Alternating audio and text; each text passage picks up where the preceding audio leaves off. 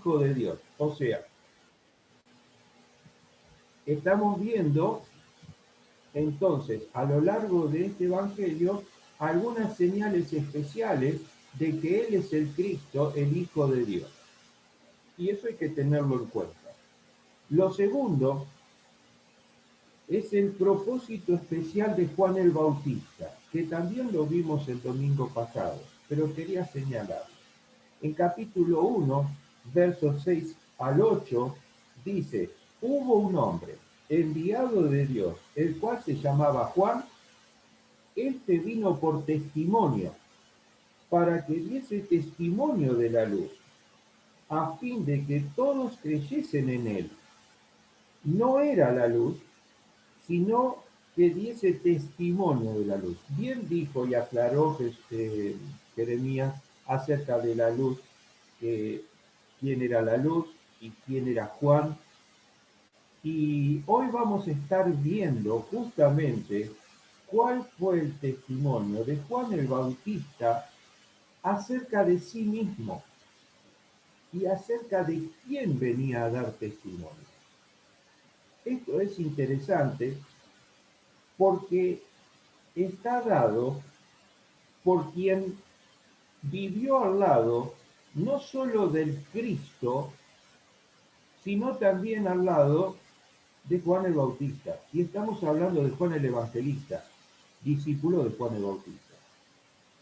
Entonces va a ser muy importante ver cómo Juan el evangelista va a detallar ciertas conversaciones, ciertos cuestionamientos que se le hicieron a Juan el Bautista acerca de sí mismo, cuál fue su personalidad, su influencia en su vida y su paso a seguir al Señor en estos pasajes. ¿Sí? Entonces, les pido por favor que vamos a orar ahora antes de introducirnos en este hermoso pasaje del Evangelio de Juan. ¿Sí? Vamos a orar. Señor, te damos gracias hoy por el tiempo con tu palabra, por este pasaje que podemos hoy abordar, Señor, donde veremos el testimonio de Juan el Bautista, importante, Señor, para el desarrollo del ministerio de Jesucristo. Pero también cómo comienza el Señor a llamar a sus discípulos. Y queremos, Señor, en eso que también nos enseñes, nos hables a nuestro corazón hoy. Rogamos esto orando en el nombre de Jesús. Amén. Muy bien. Como les decía, tenemos dos grandes secciones, una dedicada a Juan el Bautista, su testimonio acerca de Jesucristo, y después cómo el Señor comienza a tratar con sus primeros discípulos, cómo los va a ir llamando. Entonces, lo primero que vamos a ver está desde el versículo 19 al 28 y es la presentación del precursor, así llamado o determinado para Juan el Bautista. ¿Mm? El precursor, el que vino antes, el que vino anunciando. ¿Sí? Entonces, versículos 19 a 28 hablan exclusivamente de una serie de cuestionamientos, preguntas que él tuvo que contestar, aclararle a ciertos fariseos, a ciertos líderes religiosos que de Jerusalén fueron hacia el otro lado del Jordán, a una ciudad que también se llamaba Betania, no la que estaba cerca de Jerusalén, de donde fueron la familia amiga Lázaro, María y Marta, sino otra que estaba cruzando el Jordán hacia el norte, en Galilea, o cerca de Galilea, no en Galilea del otro lado del Jordán. ¿Sí? Entonces, Juan estaba bautizando en ese lugar. Allí van a hacerle ciertos cuestionamientos o ciertas preguntas para tener en claro quién era este Juan el Bautista. Voy a hacer un pequeño paréntesis. Los viernes estamos estudiando Hechos de los Apóstoles. Este viernes tuvimos la oportunidad de escuchar la investigación sobre el capítulo número 5, a cargo de dos hermanas, que nos hablaron de un Teudas y un Judas, que fueron personas que se levantaron diciendo que eran el Cristo, ¿sí? Uno de ellos llegó a tener más de 400 seguidores, ¿sí? El otro no se precisa el nombre, pero sí hubo varios. Entonces, era habitual que dentro de la cultura y eh, la sociedad israelita se levantaran personas con ideologías mezcladas del conocimiento bíblico, de la necesidad de la libertad, de la opresión romana, y entonces dijeran yo soy el Cristo, y con un mensaje medio mezclado entre profecía y promesa, eh, había seguidores, había personas que creían, que querían, que necesitaban eso, y entonces lo seguían. Pero como expresaba Gamaliel allí en capítulo 5, una vez que morían, después desaparecía todo eso. No quedaba nada de todo eso. Eh, en este caso, Juan el Bautista surge y entonces lo mismo hacen los líderes religiosos. Van a ver quién decía que era este Juan que se había levantado y bautizaba. ¿Y por qué bautizaba? ¿Cuál era el sentido de su mensaje? ¿Sí? O sea, si vamos a analizar lo que hicieron los líderes religiosos, era justificable. ¿Por qué? Porque había precedentes de revolucionarios que causaron problemas, nada más. Entonces ellos fueron, quizás con una motivación, podemos decir, justificada, ¿sí? No correcta, sino justificada, a verlo a Juan. Estos primeros versículos lo que van a estar marcando es fundamentalmente las respuestas claras y contundentes de Juan acerca de él y acerca de Jesucristo o de Jesús el Cristo. ¿Sí? Acompáñenme rápidamente, verso 39. Dice, este es el testimonio de Juan. Cuando los judíos enviaron de Jerusalén sacerdotes y levitas para que le preguntasen, ¿tú quién eres? ¿Ven? Y entonces el 20 dice, confesó y no negó, sino confesó. Esa, eh, esa frase donde dice confesó, no negó y confesó, lo que está haciendo es afirmando tres veces que él lo que dice es la verdad, es única verdad y es lo que tenía para decirle, ¿sí? No ocultó nada. Dice entonces, yo no soy el Cristo. ¿Sí? Esa frase era importante porque lo primero que ellos necesitaban saber si él era el Cristo. Vuelvo a insistir, en ese tiempo se levantaban personas diciendo que eran el Cristo y personas le seguían. Entonces, seguramente la primera pregunta es, ¿tú eres el Cristo? Y él le dijo, yo no soy el Cristo. Esa designación, ese título que es el ungido de Dios, el Mesías prometido a Israel, era una tranquilidad para los levitas y sacerdotes. Bueno, este no dice ser el Cristo, ¿sí? Este no dice que es el Cristo, el Mesías. Ahora, ¿quién dice que es? Y entonces viene la otra pregunta. Dice, entonces le preguntaron, ¿qué pues? ¿Eres Elías? Y entonces él le dice, no soy. Ahora, ¿por qué la pregunta de si eres Elías? ¿Por qué? Bueno, evidentemente porque hay una profecía en Malaquías capítulo 4, verso 5, que dice así: He aquí, yo os envío al profeta Elías antes que venga el día de Jehová, grande y temible. Entonces, ellos decían, bueno, no es el Cristo, pero antes de que venga el día de Jehová, la escritura, la profecía dice que vendrá Elías. Entonces, ¿qué le pregunta? ¿Vos sos el Cristo? No, yo no soy el Cristo.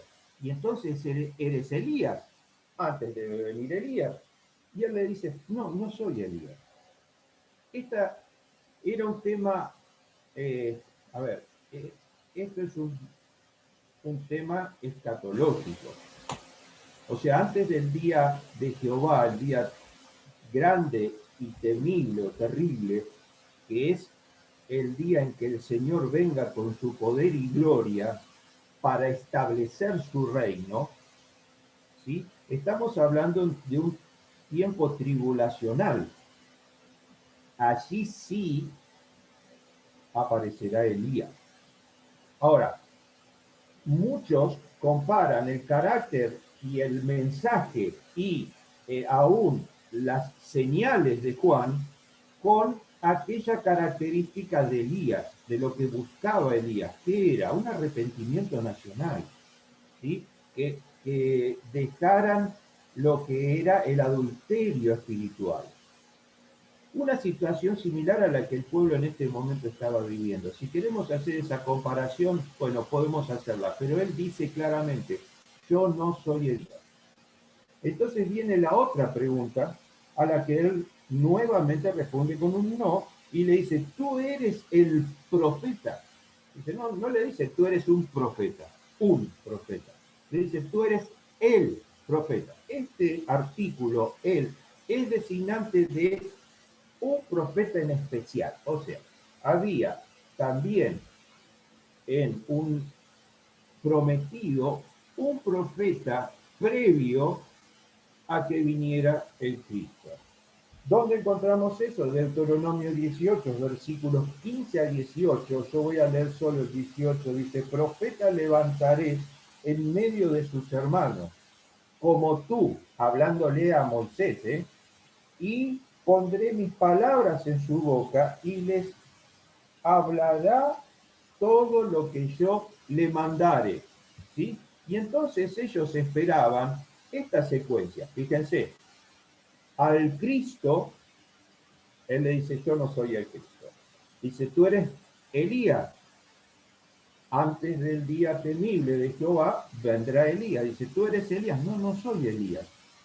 Entonces eres el profeta. Le dice, no, no, no, yo no soy el profeta prometido a Moisés, que sería alguien como él, con gran poder, que llevaría a salvo a la nación. No, no, no, no, yo no soy ese.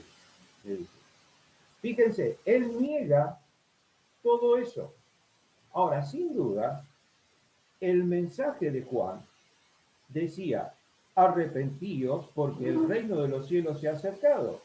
Entonces, él estaba anunciando la venida del rey, la venida del prometido, del Mesías, del ungido, del Cristo. Él estaba haciendo un anuncio que puede haber confundido a los líderes religiosos. Por eso yo digo que es justificable el viaje de los levitas, los sacerdotes, estos fariseos, para que vayan a preguntarle. ¿Ellos se encuentran todos? No, no, no. Y entonces él les dice, cuando le dijeron, pues, ¿quién eres? Entonces, a ver, no sos el Cristo, no sos Elías, no sos el profeta. Entonces, ¿quién sos? Y él les dice, yo soy la voz de uno que clama en el desierto, enderezad el camino del Señor, como dijo el profeta Isaías. Él toma para sí las palabras de Isaías 43. ¿Sí? ¿Qué dice voz del que clama? Es exactamente literal. Ahora, él no dice, yo soy de quien Elías, de quien Isaías dijo, yo soy la persona. Él dice, yo soy la voz del que clama en el desierto. Él se identifica con el mensaje, yo soy la voz del que clama en el desierto, arrepentido, con el mensaje. Un mensaje que sí era de parte de Dios, él no niega eso, es más, ya lo vamos a ver más adelante, él afirma haber recibido ese mensaje de parte de Dios, pero él no se identifica como la persona importante, sino le da importancia al carácter del mensaje. Entonces, allí, ese pasaje de Isaías, ¿sí?, es el mensaje que se proclamó cuando es previo a que el pueblo de Israel volviera del exilio de Babilonia y se estableciera nuevamente en Jerusalén. Y el mensaje que era arrepentido. O sea, ese mensaje buscaba un arrepentimiento nacional, ¿sí? Buscaba allí que fuera algo que todos se juntaran arrepintiéndose de lo que había causado ese exilio, que era el adulterio espiritual, y volverse a Dios. Era una situación única, especial. Y Juan toma eso mismo, porque el mensaje es ese, porque esta era una situación especial. Después de él sí venía el Cristo. Y el pueblo tenía que unirse, entender y arrepentirse espiritualmente para recibir como nación al Cristo prometido, al ungido de Dios, al Mesías que venía para reinar. Ahora, esto debía encontrar al pueblo y a los líderes religiosos unidos en creer que este era el Mesías, el Cristo de Dios. Y él lo que dice es que yo soy esa voz que viene anunciando acerca de ese. No se coloca título, no se coloca, a ver, yo soy no dice decir yo soy el precursor, yo soy el que viene, no, no, no soy el primo, no usa nunca una relación con la persona, sino que se viste de humildad porque lo importante era el mensaje y la persona de quien estaba anunciando, no el mensajero, ¿no? Ahora, a ellos entienden en esa situación, ¿sí? Los, los levitas, los sacerdotes, fariseos que vinieron de Jerusalén, entienden esa situación. Está bárbara, vos no sos. Ahora, decinos esto. Dice, le preguntaron, versículo 25, ¿por qué pues bautizas si no eres el Cristo, ni Elías, ni el profeta? O sea, ¿qué es lo que están cuestionando acá? ¿Qué autoridad tenés, Juan, para bautizar? ¿Por qué? Porque decís que no sos el Cristo, no sos Elías y no sos profeta. Entonces, ¿qué autoridad tenés para bautizar? O mejor dicho, ¿de qué sirve el bautismo que haces si no tenés alguna de los requerimientos que la ley pone para poder participar de un bautismo o de realizar algún bautismo? ¿Sí? Ah, qué buena pregunta. Lo agarraron a Juan en una. Y entonces vamos a la respuesta y vamos después al argumento que no da Juan, pero él responde otra vez dejando su persona de lado y adquiriendo autoridad. Fíjense lo que les dice.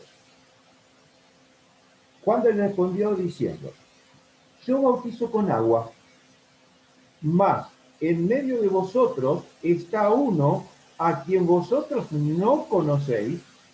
Este es el que viene después de mí, el que es antes de mí, del cual yo no soy digno de desatar la correa del calzado. Estas cosas sucedieron en Betebara, que es Betania, ¿sí? Al otro lado del Jordán, donde Juan estaba bautizando. ¿Qué es lo que dice? Yo bautizo con agua. El bautismo mío, al decir yo bautizo con agua, el bautismo mío es un bautismo de purificación. ¿De qué? Es identificación con el arrepentimiento que las personas están mostrando en que sí necesitan recibir al Cristo, que están dispuestos a recibir nacionalmente, todos juntos, a el Mesías de Dios. Y les dice, es alguien que está en medio de vosotros.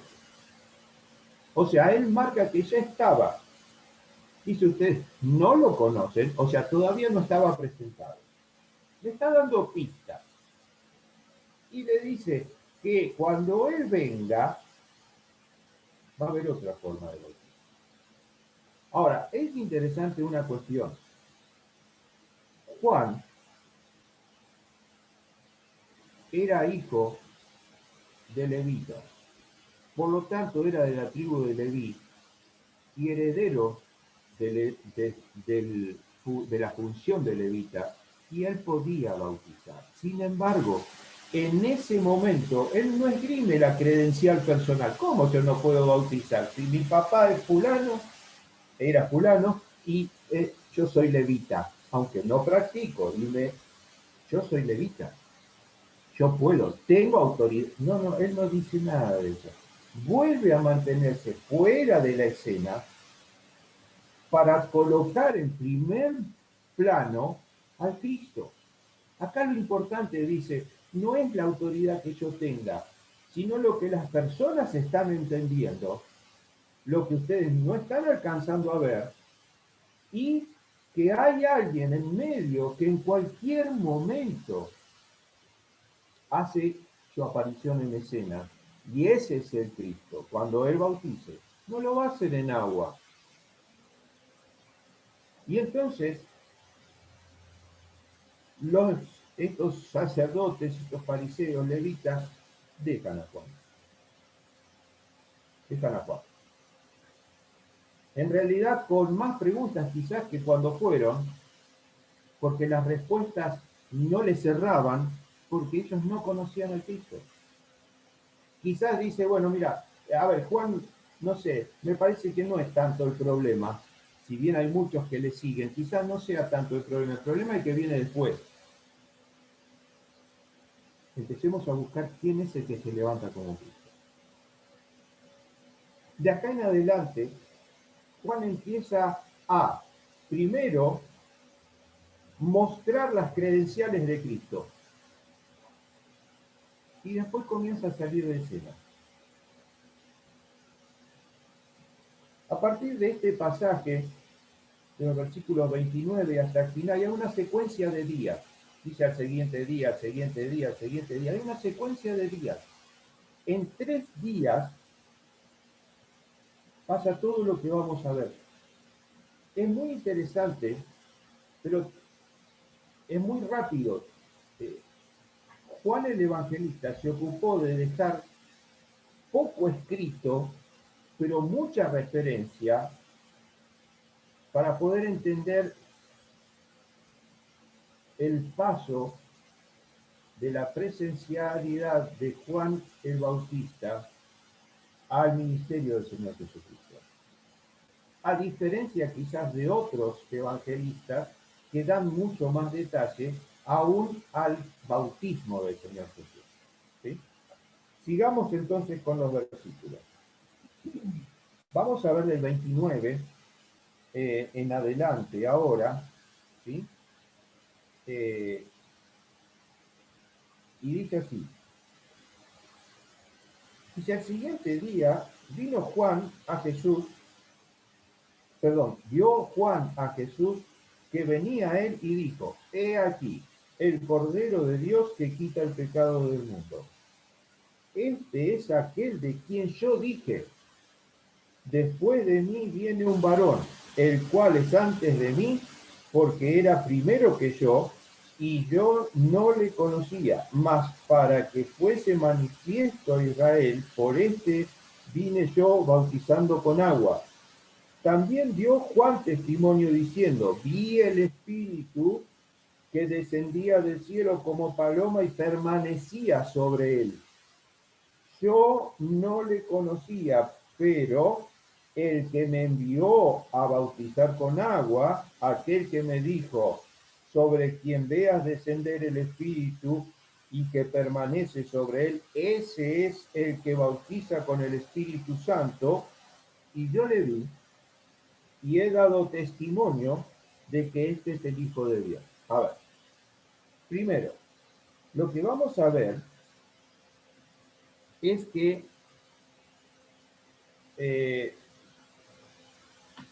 en este pasaje Juan el Bautista va a hacer la presentación de la persona. En el versículo 29, Juan señala a Cristo. Dice, este es el Cordero de Dios. El Cordero era una figura conocida por el pueblo ampliamente por el significado que tenía en todo sacrificio o en los sacrificios expiatorios. Entonces, él utiliza esa designación que se convierte en un título para el Cristo. Él es el Cordero de Dios. ¿Sí? Isaías 53 hablaba de que el Cristo iba a ser llevado como cordero al matadero. Por lo tanto, para ellos, la presentación de Cristo, ese es el Cristo, el Cordero de Dios, que quita el pecado del mundo, es la identificación completa de los que estaban en ese momento para ver por primera vez, igual que Juan, al Cristo. Tenemos allí que él lo que dice es exactamente lo que había recibido de Dios, no solo para identificar al Cristo. Dice, aquel sobre el cual el Espíritu descienda y permanezca sobre él. Por lo tanto, la señal del bautismo fue la identificación divina y por supuesto su voz audible, la voz divina audible en ese momento, que dijo, este es mi Hijo amado en quien yo tengo complacencia. Y todos entonces pudieron corroborar lo mismo. Ahora, hasta ese momento, Juan se movió simplemente por un llamado, simplemente por una palabra divina. No tenía comprobación alguna. Yo por un momento quiero que pensemos esto. Había que en esa situación, en aquel momento de la historia de Israel, dejar la posición de levita, cómoda, tranquila, para salir al desierto, tomar la figura de Juan, vestirse de pieles, comer miel silvestre y langosta, ir con un mensaje parecido, similar al de Isaías, diciéndole al pueblo arrepentidos, juntémonos, arrepintámonos nacionalmente porque viene el Cristo, enfrentar al liderazgo religioso y decirle, yo no lo vi, pero sé que está entre ustedes, porque fácilmente habría sido tomado por un loco más que se levanta, un sectarista, un revolucionario. Y de hecho, entiendo que eso fue lo que los movió hasta Betania del otro lado del Jordán. Pero él estaba seguro. Una vez que él afirma, él es el Cristo, yo no lo conozco, yo no soy el Cristo, yo no soy Elías, yo no soy el profeta, yo estoy haciendo lo que Dios me mandó, y entonces al día siguiente aparece el Cristo.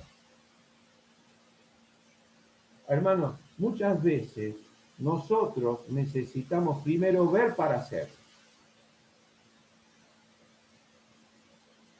Eso es por no confiar en el mensaje de la palabra. No es que no conocemos lo que la Escritura dice, es que no creemos en lo que la Escritura dice. A veces necesitamos la evidencia. Esta semana compartía con los hombres un pequeño gran pasaje ahí de Gedeón. Gedeón primero le pone el vellón, que mojado, después le pone el vellón, que seco. Esa es la historia de cada uno de nosotros todos los días. Lo que Gedeón no estaba entendiendo es que Dios le iba a hacer ganar una batalla increíble con los madianitas, con un puñado de personas. Y el otro estaba pidiendo que le mojara el vellón, que le dejara seco el vellón. Nosotros somos iguales, pero todos somos iguales. Cuando Dios llama para cosas grandes, queremos evidencias, y la evidencia única, exclusiva, es que Dios te lo está diciendo. No podemos desconfiar en el futuro cuando Dios está hablando en el presente. Cuando Dios habló en el pasado. Cerramos este paréntesis porque hay más de todo esto. Ahora, cuando pasó esto, él señala al Cristo, pero también sostiene que él es Dios. El versículo 32 dice, también dio testimonio Juan, diciendo, vi al Espíritu que descendía del cielo y permanecía sobre él. O sea, él sostiene de que ese Jesús era el Cristo de Dios, era el Hijo de Dios. O sea, le atribuye deidad. Y ahí se terminó de pudrir todo. Porque desde el comienzo, cuando el liderazgo sigue a Jesús, sigue por una declaración que Juan hizo. Y querían que simplemente él lo dijera, porque esto sería entonces una causa de blasfemia.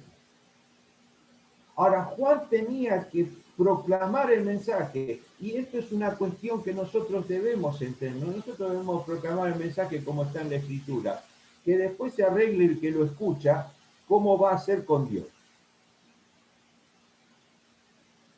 Pero el mensaje tiene poder en sí mismo y no hay que cambiarlo, ni el color ni el contenido.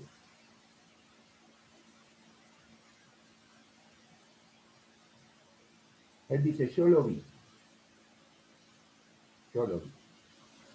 Entonces esto es importante porque los testigos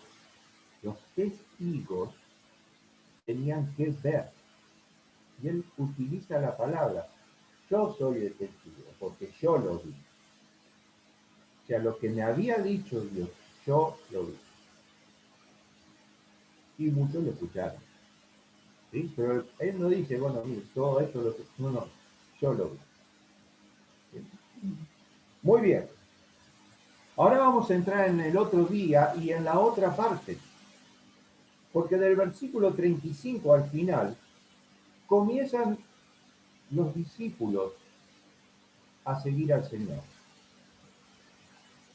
Y vuelvo a insistir, es como una transición, porque los primeros discípulos son discípulos de Juan el Bautista.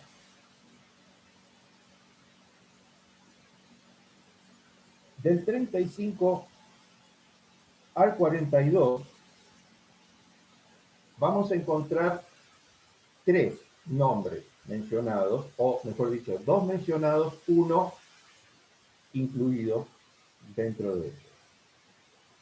Dice así: al siguiente día, otra vez estaba Juan y dos de sus discípulos, y mirando a Jesús que andaba por allí, dijo: he aquí el Cordero de Dios. Le oyeron hablar los dos discípulos y siguieron a Jesús. Volviéndose Jesús y viendo que le seguían, les dijo: ¿qué buscáis? Ellos le dijeron: Rabí, traducido es maestro, ¿dónde moras? Él le dijo: venid y ved. Fueron y vieron dónde moraba y se quedaron allí con él aquel día, porque era como la hora 10:00. Andrés, hermano de Simón Pedro, era uno de los dos que había oído a Juan y había seguido a Jesús. Este halló primero a su hermano Simón y le dijo: hermano, hemos hallado al Mesías, que traducido es el Cristo. Y le trajo a Jesús, y mirándole Jesús dijo: tú eres Simón, hijo de Jonás, tú serás llamado Cefas, que quiere decir Pedro. Hasta allí. Ahí tenemos tres. Dos que estaban con Juan el Bautista y siguen a Jesús, y después Cefas, Pedro. Vamos primero con estos dos. ¿Sí? Uno es Andrés, está mencionado, está claro. El otro es Juan, el evangelista, el que escribe. De allí surge la precisión con las respuestas de Juan el Bautista. De ahí surge la precisión horaria con que ellos se movieron con el Señor Jesucristo. De ahí surge la expresión clara de la invitación del Señor Jesucristo a los discípulos. Andrés y Juan fueron los dos primeros que siguieron a Jesús, y los dos eran discípulos de Juan el Bautista. Ahora, tuve la oportunidad de hace muy poquitito, cuando comenzamos la reunión de hombres de este año, de hablar sobre este pasaje, de hablar sobre el llamado. Porque el llamado tiene características especiales. Primero, Dios llama conociendo nuestro corazón. Lo vamos a ver. Dios llama teniendo en cuenta el propósito con el que nos llama. También lo vamos a ver. Pero Dios sabe cómo llegamos a Él. Y muchas veces nosotros no tomamos en cuenta eso. Yo te invito a que hoy pongas marcha atrás en tu vida, rebobines tu vida hasta el momento en que conociste a Cristo. Él conocía tu situación, tu corazón, las necesidades de tu corazón, las preguntas de tu corazón, todo lo que, porque Él atendió eso, porque necesitaba que tuvieras todas las respuestas, cero dudas, para que fueras salvo, porque tenía un propósito. Esto es lo mismo que sucedió con Juan el Bautista. Se vio que Dios le estaba hablando, hizo lo que hizo por convicción, porque él necesitaba satisfacer necesidades que el llamado de Dios satisfizo. Si Juan no hubiera hecho lo que hizo, hubiera sido una persona frustrada en su vida, tanto personal como espiritual. Quizás no hubiera muerto degollado, pero hubiera sido un frustrado. Y quiero decirte que la mayoría de los cristianos mueren frustrados y no degollados. Y eso es un problema. Pero estos dos comenzaron a seguir. Esa palabra que le siguieron es la palabra para discípulos. Ese uno que sigue a uno, o uno que sigue al maestro.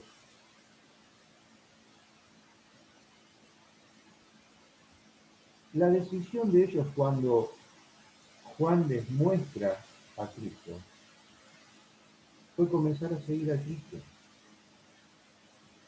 Saben, no hay mejor cosa para alguien que tiene un propósito cuando es llamado, que aquellos que le vienen siguiendo sigan a Cristo. De nada hubiera servido que Andrés y Juan hubieran seguido a Juan el Bautista, porque un día iba a terminar de bautizar, iba a morir decapitado, y hubieran perdido tiempo de seguir al Cristo. Cuando todo eso sucedió, Juan y Andrés estaban al lado del Señor, y ellos atendieron a los discípulos de Juan que vinieron. ¿Entendés eso? Eso es importante. A Cristo hay que seguirlo en el momento en que llama, no después. No después. Entonces, ahí tenemos algo importante. Lo primero que sucede es que Andrés y Juan ven al Cristo y no van a decir, Juan, ¿podemos seguirlo? No, lo siguen. En realidad estaban preparados. Yo creo que estaban motivados, estaban incentivados a decirle, muchachos, cuando aparezca el Cristo, tienen que seguirlo. Ahora, eso no quita de que ellos cuando llegan a Jesús, llegan con interrogantes, con preguntas.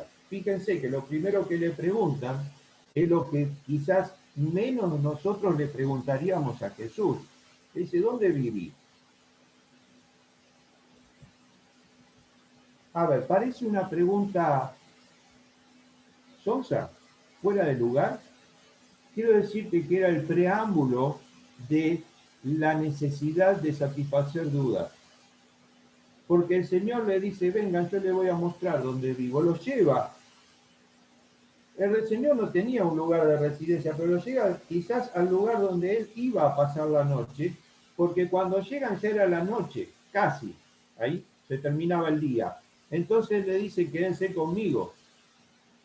No dice la Escritura de qué hablaron, pero fue una noche donde Andrés y Juan hablaron con el Cristo y se han quitado todas las dudas.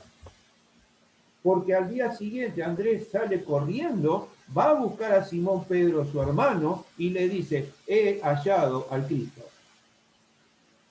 La misma convicción de Juan, el Bautista, ya una noche después estaba en Andrés.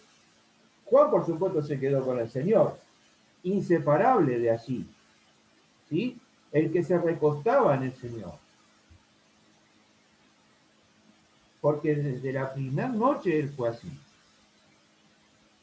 Ahora, este vínculo es importante, pero el Señor, cuando Andrés y Juan se acercaron, entendió que tenían preguntas y que para poder seguirle como discípulo necesitaban satisfacer sus preguntas. Entonces le dijo, yo los voy a llevar, van a pasar la noche conmigo, les voy a quitar todas las dudas y van a ser mis primeros discípulos. Y quizás como yo les decía a los muchachos, les digo, muchos de nosotros quizás llegamos con muchas preguntas al Señor, con muchas preguntas. Pero Él siempre tiene respuestas para eso, porque hay un propósito posterior más importante y relevante para nuestra vida que dejarnos con dudas. Y yo lo que siempre establezco es que los discípulos pueden haber comenzado con dudas, pueden haber comenzado con problemas de carácter, ¿tá? Pero siempre tuvieron en claro que su vida iba a ser transformada y que el precio, aunque fuera la muerte, valía la pena.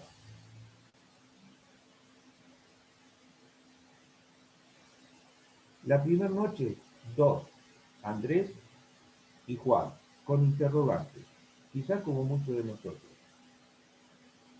Al día siguiente, versículos 41-42, Andrés sale a buscar a su hermano.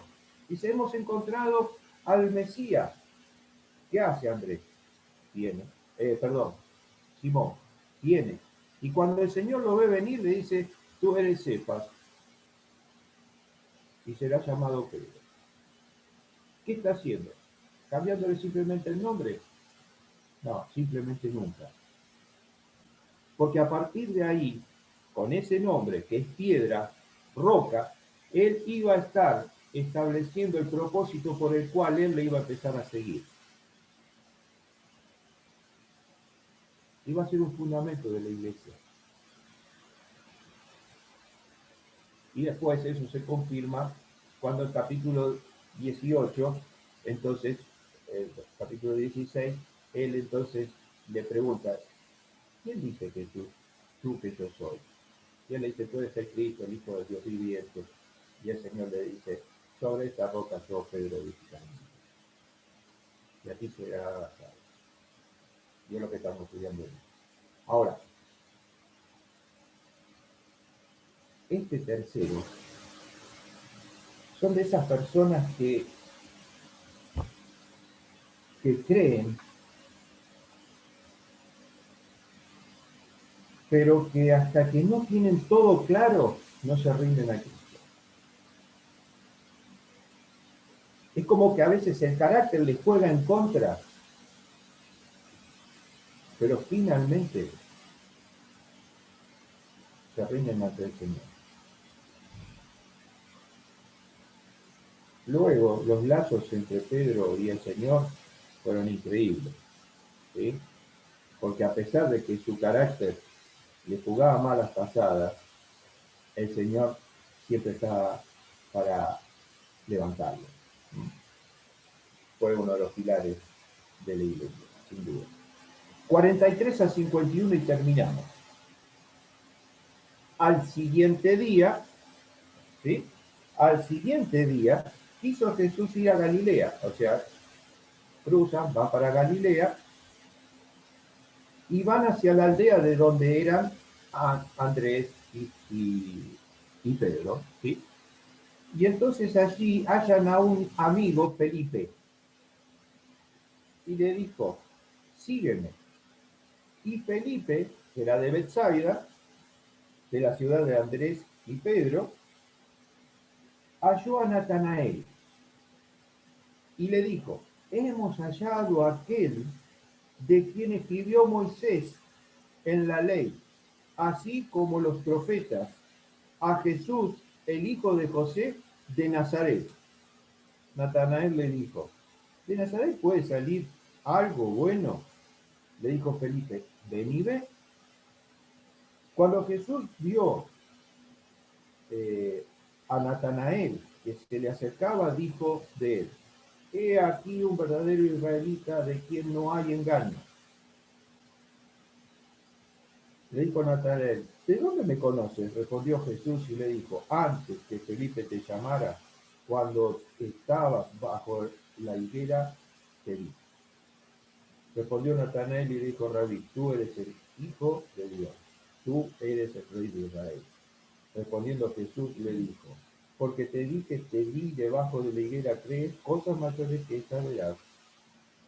Y le dijo, de cierto os digo, de aquí en adelante veréis el cielo abierto, los ángeles de Dios que suben y descienden sobre el Hijo del Hombre. Vamos a detenernos primero en estos dos personajes. Felipe, corazón dispuesto, preparado, y quizás muchos de nosotros pudimos ser esa persona. Se nos habló y estábamos ahí, listo, sí, eso es lo que se necesitaba. Y fuimos al Señor. Y ahí salió Felipe a buscar a su amigo Natanael, porque Natanael estaba esperando. Y se ve que había buscado y escudriñado y tenían claro la profecía, lo que había dicho Moisés, y porque le dice, hemos encontrado aquel de quien Moisés y los profetas hablaron. ¿Eh? ¿Te acordás, Natanael, de todo lo que hablamos? Bueno, lo encontramos. Y entonces le dice, es Jesús, el hijo de José de Nazaret. Y cuando dijo eso, Natanael le dice, a ver, ¿dónde aparece Nazaret en todo esto. ¿Puede de Nazaret salir algo bueno? Le dice. Bueno, vení, mira vos. Y este es el otro grupo de personas que por el conocimiento personal que tienen de Dios muchas veces cuestionan ciertas cosas y no le dejan llegar a Cristo. Pero cuando se encuentran con Él, la luz de los hombres, todo se le hace claro. Quiero abrir un paréntesis con respecto a Nazaret, porque yo tuve la oportunidad de enseñar vida de Cristo y siempre también me había preguntado por qué Nazaret. No sé si esta es la respuesta. Nazaret queda ubicado en la ladera norte del Valle de Jezreel. Es una ciudad, como dicen, pequeña, sin importancia. No tenía ni trascendencia comercial ni histórica. Era una aldea que pasó desapercibida para la historia de Israel y, y no tenía nada. A ver, ¿por qué Nazaret? Y la niñez del Señor Jesucristo pasó allí. Allí él estuvo aprendiendo su profesión de carpintero al lado de su padre. Pero hay algo particular en ese valle. El valle de Jezreel es el valle donde se va a realizar en un futuro Armagedón, la guerra de las naciones, y donde el Cristo, cuando Él venga como rey, vencerá a las naciones. Y yo veía en un mapa 3D, girándolo, dónde quedaba la ciudad de Nazaret, que era en la mitad del valle elevada. Y pensaba a Jesús, o imaginaba a Jesús eh, de niño o de adolescente, viendo ese plano. La escritura dice que la sangre va a cubrir centímetros de ese valle. Y él, comenzando su obra, crecía en ese lugar, viendo el final de su obra. No sé si es ese el motivo, pero es importantísimo el lugar donde Jezreel, donde Nazaret está ubicado. ¿Sí? Después lo pueden buscar. Cerramos el paréntesis. Volvemos a los discípulos. ¿Sí? Pero Natanael es, es de esos que conocen y muchas veces el conocimiento interfiere con la fe. Entonces Felipe le dice, vení y velo vos por vos mismo, comprobalo, porque no hay mejor forma que comprobarlo. Y Natanael va. Y entonces, antes de que diga una sola cosa, antes de entrar en discusión si Nazaret, por qué, el Señor le dice, Natanael, antes de que Felipe te invitara, te llamara, yo te vi debajo de la higuera. Yo le decía a los muchachos, yo no sé qué fue lo que Natanael debajo de la higuera estaba haciendo o diciendo. Quizás estaba orando simplemente y diciéndole a Dios, Dios, yo necesito que algo de claridad. Pero el hecho es que cuando el Señor le dice, te vi debajo de la higuera, es como que dijo, ya está listo, fenómeno, acá se acaba todo, ¿sí? Y entonces él le dice, porque te dije, te vi. Y entonces le dice, mayores, y ahí ya habla plural, mayores cosas que estas serán. Este último versículo, el 51, hay varias referencias.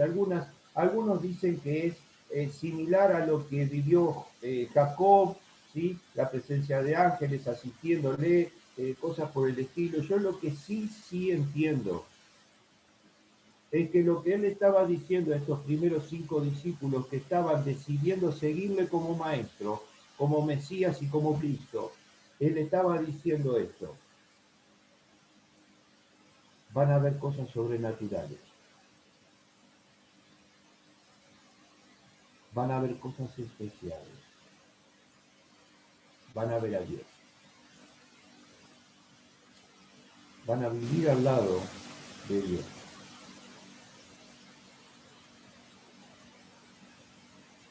Van a seguir a Dios. Y cuando el Cristo no esté, van a seguir como Cristo. Porque no hay un llamado sin propósito. En otros pasajes paralelos de en Marcos, dice: venid en pos de mí, yo os haré pescadores de hombres. Terminando este evangelio, cuando deja a los discípulos, le dice: id, haced discípulos en todo el mundo. Porque el llamado no tiene un comienzo o un propósito en sí mismo. O sea, ninguno de nosotros fue salvo para ser salvo. Ninguno de nosotros tiene en la salvación el comienzo y el final de su vida, sino la perspectiva de algo que está diseñado desde antes de la fundación de este mundo para servir a Dios.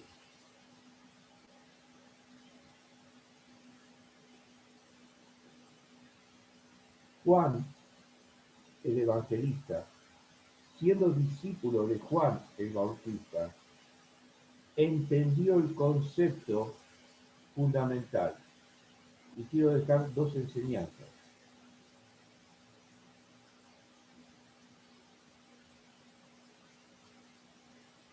Una es la que acabo de decir. La salvación es el comienzo de un propósito definido. Y la segunda es que cuando servimos a Dios, la persona importante es Él. Juan el Evangelista entendió eso porque Juan el Bautista lo que enseñó con su vida, con su ejemplo, fue eso. Él dijo: yo no soy ni siquiera digno de atarle o de sacar el cordón de su calzado.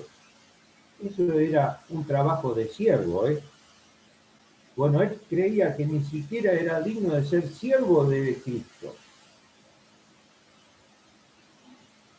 Ahora, a veces nosotros pensamos que porque estamos al frente de un ministerio se nos tiene que rendir pleitesía, que tenemos que tener favores o que somos algo.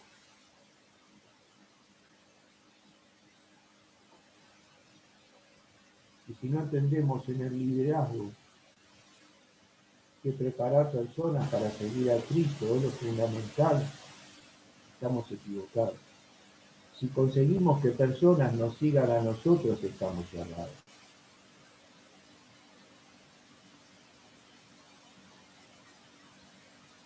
Porque Juan el Bautista lo que hizo, un día presentó a Cristo, al día siguiente les dijo: ahí está el Cordero, síganlo.